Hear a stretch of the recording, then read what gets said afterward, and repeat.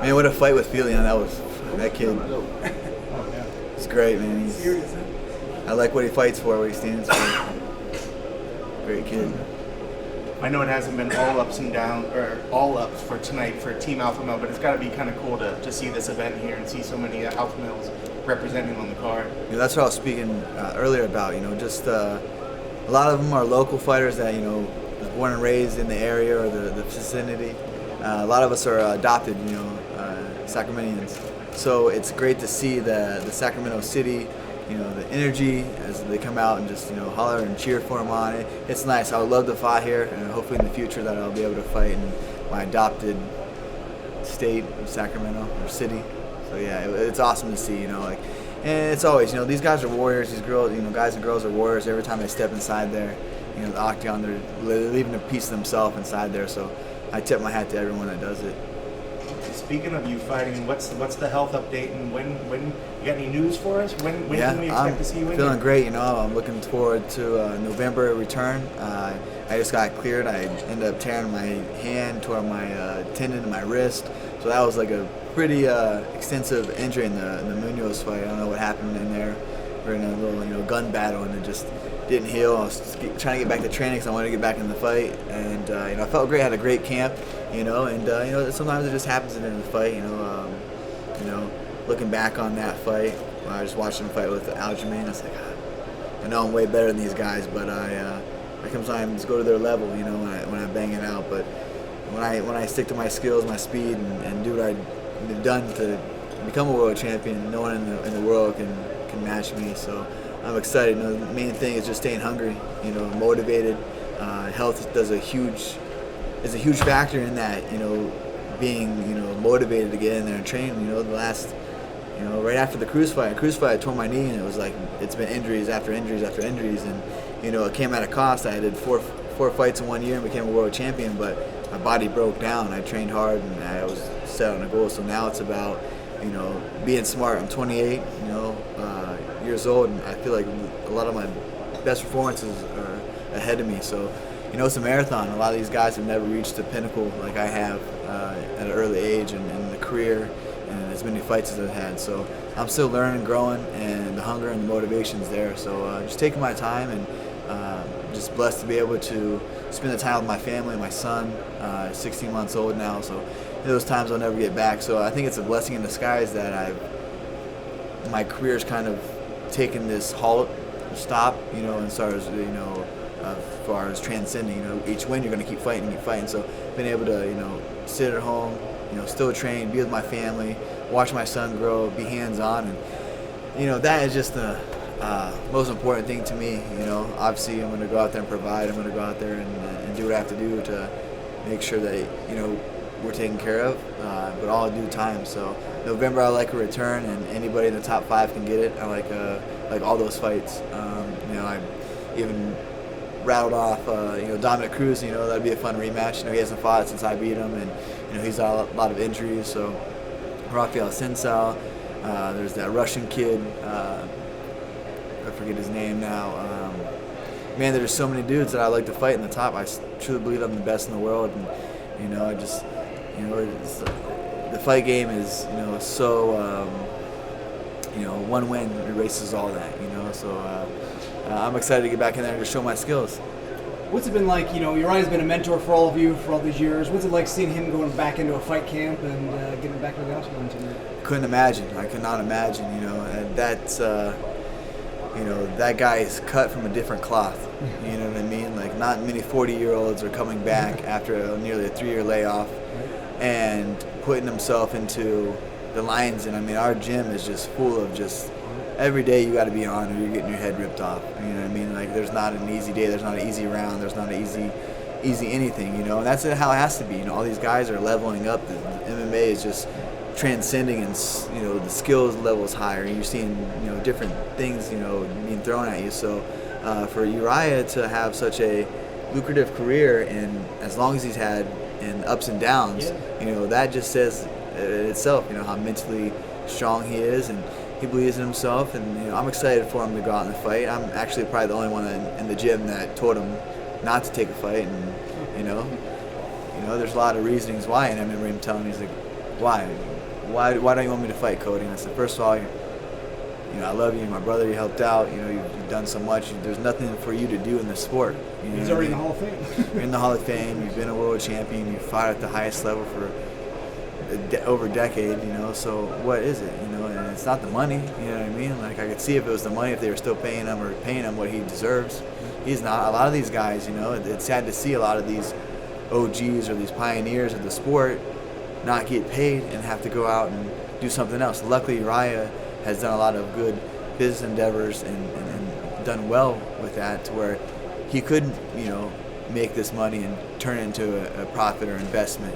But that was first and foremost, there's nothing for him to do in the sport. I think that he had a great sail-off. His last fight here in the Golden One Center, he beat a very veteran, tough Brad Pickett. And then the next week I fought for Dominic Cruz. So it was like, there's nothing for him to gain, besides a little bit of monetary value that really at the end of the day isn't much, what he deserves, and that's just me being real and being honest with him. But when someone's stuck in their ways and has something in their head, you're not going to change him. But so I just hope that he goes out there and enjoys it. He's a gamer. He's in there. I was able to get a few practices in with him. Like I said, I was injured, so a lot of these guys I was able to get in the last few weeks of training, and so that was cool to see. But to be here, speaking on the energy of the crowd, he feeds off that, and his veteran experience, hopefully can catapult him to a win tonight. Yeah. Can you talk a little bit about the state of the division and its current champion? Yeah, was the cringe champ, Triple C, Henry. Yeah, no, he's great, awesome. Always been a big fan of him. He's represented our country so well. Being a gold medalist and at a young age. I mean, he's great. He's leveled up. He's had some losses, and he's you see him each fight leveling up. The division, I think, is one of the most stacked divisions in the UFC. I mean, you just got 170. I mean, I think every division's tough, but you see a lot of guys, in our division, bantamweight, lightweight, flyweight, featherweight. These guys are, going and knocking people out. Like, let's get us these big paychecks. You know what I mean? Like, we're putting on entertaining fights. I've been in, almost every one of my fights has been entertaining. I've gotten, a performance bonus of some sort. So I think the pay has to come up for us guys too. And that's great. I'm super excited. I'm sitting back and I'm training hard. I'm getting ready to go in there and the battle again. I see all these future adversaries that I'm ready to take, and it kind of feels like I'm back to the beginning. You know what I mean? And that's what I think keeps me so hungry. It's like I've been to the top. Now it feels like I'm a fresh plate, and I get to climb back up that mountain. A different path this time, but the same intentions to getting to the top. Generally speaking, regarding PEDs, some guys get away with using PEDs for a long time because they're doing something that's not being thoroughly tested for. Yeah. And then ultimately, that takes money away from the other guys who are doing it correctly and who may end up getting a loss on their record. So it's not just the W's and the L's, but also the money that comes with being a champion, for example. You're talking about my situation with TJ, right? Yeah. Yes. So yeah, he's still a lot. There's still a lot from me. When I wasn't surprised. I was not surprised at all. I was surprised that's the first time USADA has ever tested for EPO. And I stated back in 2017 at the press conference that I would like to do more invasive testings with it. Like, we have to log in everywhere everywhere we go. We have to answer the doors at 6 a.m., piss, urine, blood, everything to work. Write down every supplement that we have. There should be no boundaries or picos or this or that. You either cheat or you don't. You know what I mean? And the first time that he got tested for EPO is when he fought Henry, and it wasn't even by USADA, or it was by USADA. I'm sorry, Jeff did correct me on that. So it's crazy. So why are we getting tested for it? We're not in there shooting steroids up and getting big, and we're doing they're doing the EPO. They're doing all that kind of shit to cardio base. And I knew that. I knew TJ was on that, and that's why I said I wanted more invasive testing. And then he's been on it for 5-6 years. And that's not the only thing he's on. There's a lot of other fighters that are on shit too. So if you're gonna have draw a line on what we can do or how we can test, you can't keep this sample. You can't detect the EPO. Then what are we getting tested for? And let it all be legal. Let's all get juiced up and go in there and fuck each other up. You know, that's ultimately what they want. You know. But what about the money side? The guys who didn't make that money because they didn't get the win because the other guy had an edge. Exactly. Yeah. I'm sitting here. You know. Could be different. Knock TJ out, I could be the next biggest superstar in the UFC. You know what I mean? TJ just doesn't come back out of the first round, the second round like he does, you know, because he had EPO in his system. He was able to regenerate. He was able to get his bearings back. Does that make back. you think of legal recourses, or that doesn't cross your mind? Yeah, my thing is, look, I believe in karma. You know what I mean? Being a good person, I just got to focus on myself. I can't focus on what any other individual human's doing. You know, I can focus on being a good person myself, being a good father, being a good husband, and being there and going in every day and you know, putting the work in and getting back to the mountain, getting back to the top, being a world champion, and that's what keeps me going. You know, I've been just excited to get my hands back in there, get back in the octagon, and it's you know, obviously I wouldn't say that I don't think about it. You know what I mean? Like, what if? But now it's like, I know I'm the best in the world, drug free. You know, I've had over probably 40 tests from USADA and nothing. There's nothing, you know, that's been illegal or nothing. So like I said, I think that we need to have to change the guidelines of that. You know, like, it's the first time you're getting tested for it when another fighter says, hey, he's on everything, you know, teaches this, that. I said the drug that he was on, and what, 3 years later he gets tested for it? And I only asked, I said, I'll still fight him, I don't care.